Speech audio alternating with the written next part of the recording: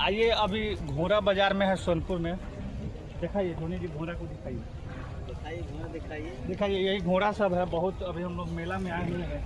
देखिए घोड़ा क्या कैसे खा रहा है, देखिए बड़ी प्रेम से खा रहे हैं घोड़ा। देखिए यहाँ ताक रहे, हमरे पर ताक रहे हैं। देखिए पूरा इधर दिखाइए, देखिए, और इधर भी दिखाइए। इधर घोड़ा है, आइए इधर आइए,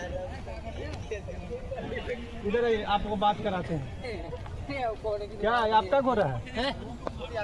देखिए यही भैया का घोड़ा है। देखिए भैया हमरा करे को टाइम का बात करबे को टाइम ब्लॉग बना रहे हैं, वो बोल दीजिए। हां अपने आप बना। आइए भैया, कुछ बोल दीजिए। हमरा जानते बोलबो, घोड़ा का आपको बिक्री हो जाएगा भैया, बिक्री हो जाएगा तो देख लेंगे। यही भैया बेचते हैं घोड़ा। और अभी बोल रहे हैं कि सोने का टाइम हो गया है, खाना वाना खा लिए हैं, ज़्यादा पेट भर गया, इसके लिए नहीं बोलेंगे। बस तो बने रहे ब्लॉग में। और देखिए बड़ा बड़ा घोड़ा सब पूरे दल बल के साथ आज पहुँचे हैं सोनपुर में। आराम से निवास। ये देखिए इतना सुंदर है कि केकरो से प्यार हो जाएगा। देखिए कितना ताक रहा है।